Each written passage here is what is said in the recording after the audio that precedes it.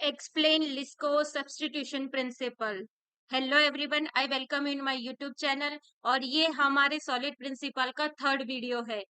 Previous दो video के अंदर हमने सॉलिड प्रिंसिपल के रिलेटेड हमने स्टडी किया था single responsibility principle, second third learn किया था ओपन क्लोज प्रिंसिपल। आज का हमारा थर्ड वीडियो है जिसके अंदर हम स्टडी करने वाले हैं एलएसपी के बारे में।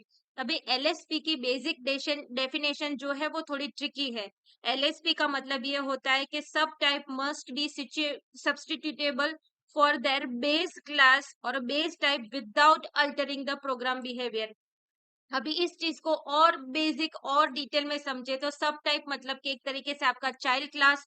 सो child class should be able to substitutable the parent class, मतलब वो एक तरीके से सब्स्टिट्यूटेबल होना चाहिए ड्यूरिंग अवर ऑब्जेक्ट पॉलीमॉर्फिज्म। अब ये डेफिनेशन स्टडी करने के लिए हमें क्या करना पड़ेगा, हमें हमारे प्रोग्राम में जाना पड़ेगा और वहां पर जाकर हम थोड़ा सा कोड लिखेंगे। उसके बाद आपको एलएसपी का जो कंसेप्ट है वो क्लियर होगा, क्योंकि सॉलिड प्रिंसिपल में जब आप अपने इंटरव्यू के दौरान एलएसपी बहुत अच्छे से एक्सप्लेन कर देते हैं तो that means you are good to go one step ahead, ठीक है ना। तो यहाँ पर आकर मैं सबसे पहले अपना एक क्लास बना रही हूँ, पब्लिक क्लास एम्प्लॉय।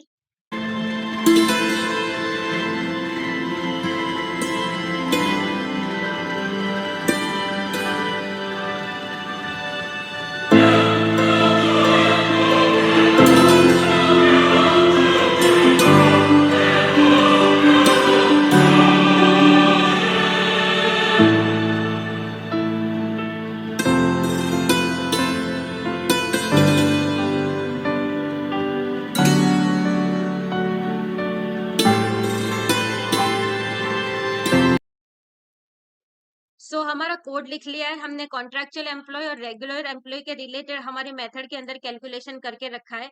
तो सबसे पहले अब हम जाते हैं यहाँ पर मेन के अंदर, और मेन में जाने के बाद हम क्या करते हैं कि एलएसपी को वायलेट किस तरीके से हो रहा है वो स्टडी करते हैं। It is very simple concept. तो यहाँ पर मैं जा रही हूँ एम्प्लॉय, और यहाँ पर जाके ई इज इक्वल टू, मैं फॉर एग्जाम्पल यहाँ पर ले रही हूँ नल, ठीक है। और यहाँ पर जाके ले रही हूँ मैं employ equal to new is equal to, मैं ले रही हूँ यहाँ पर रेगुलर एम्प्लॉय, ठीक है, रेगुलर रेगुलर एम्प्लॉय। और उसके बाद मैं यहाँ पर कर रही हूँ एम्प्लॉई डॉट, और फिर यहाँ पर मैं कर रही हूँ कैलकुलेट बोनस, और एम्प्लॉई डॉट कैलकुलेट सैलरी। तो यहाँ पर हमने किसे पॉइंट आउट करके रखा है फिलहाल के रिलेटेड, रेगुलर एम्प्लॉय को। तो यहाँ पर वो चीज जो है वो कैलकुलेट होगी, मुझे डेटा जो है वो रिटर्न तरीके से मिल जाएगा। फॉर एग्जाम्पल एक सिंपल सा कंसेप्ट है। अभी मैं अभी देखिए, जब ये प्रोग्राम एग्जीक्यूट होगा, ये दो लाइन एग्जीक्यूट होगी तो वो मुझे यहाँ से कैलकुलेट करके डेटा रिटर्न हो जाएगी। यहाँ पर जाऊंगी तो कैलकुलेट सैलरी हो जाएगी, लेकिन जैसे ही मैं कैलकुलेट बोनस करने जा रही हूँ तो वो मुझे क्या करेगा, यहाँ पर एक्सेप्शन थ्रो करेगा। वेरी सिंपल कंसेप्ट, क्योंकि हम कॉन्ट्रेक्चुअल एम्प्लॉय को तो बोनस देते नहीं है। तो गाइस देखिए, यहाँ पर मैंने एप्लीकेशन रन करके रखी है। लाइन नंबर 15 पर वो मेरा जो पेरेंट ऑब्जेक्ट है वो फिलहाल मेरे रेगुलर क्लास एम्प्लॉय वाले को पॉइंट आउट कर रहा है। सिंपलेसली वो चीज एग्जीक्यूट हो रही है, मेरा कैलकुलेट बोनस कैलकुलेट होगा, उसके बाद जो सैलरी है वो भी परफेक्टली रनिंग फाइन है। देखिए, ये मेथड का कोड जो है अंदर का उसको ध्यान मत लीजिए, वो तो कुछ भी हो सकता है, ये तो ऐसे हम एलएसपी समझ रहे हैं। अभी यही पेरेंट ऑब्जेक्ट का इस्तेमाल किया मैंने, और उसके बाद मैंने कैलकुलेट सैलरी की तो उसने मुझे 300 जो है वो रिटर्न किया होगा यहाँ पर, दैट इज परफेक्टली फाइन यहाँ पर, ठीक है।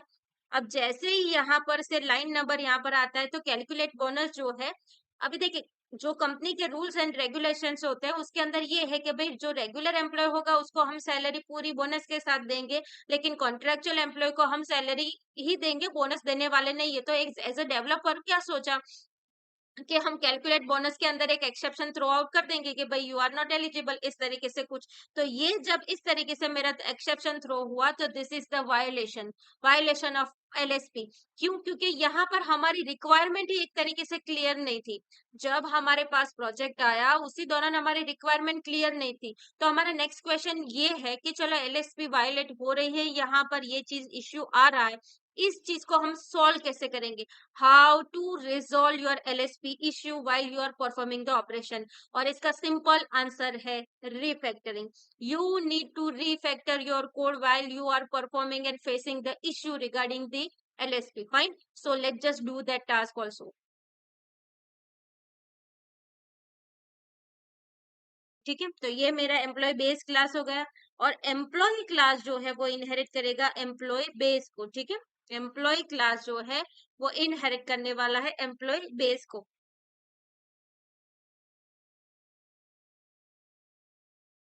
रेगुलर एम्प्लॉय को कैलकुलेट सैलरी और बोनस जब देना चाहते हैं उस दौरान हम किसे इनहेरिट करेंगे, एम्प्लॉई क्लास को करेंगे। और जब हम रेगुलर कस्टमर की जगह यहाँ पर कॉन्ट्रेक्चुअल एम्प्लॉय को पॉइंट आउट करेंगे, तो instead of inheriting from the employee class हम कहाँ से इनहेरिट करेंगे, एम्प्लॉय बेस क्लास से इनहेरिट करेंगे। तो हमें ये मेथड यहाँ पर लिखनी ही नहीं पड़ेगी, क्योंकि यही एक सॉल्यूशन है, ये एक तरीके से सॉल्यूशन है to resolve from the LSP issue. ठीक है, तो यहाँ पर मैंने क्या कर दिया, यहाँ पर मैंने अपना एम्प्लॉय बेस क्लास बना दिया, जहां पर मैंने कैलकुलेट सैलरी जो है वो लिख के रखी है।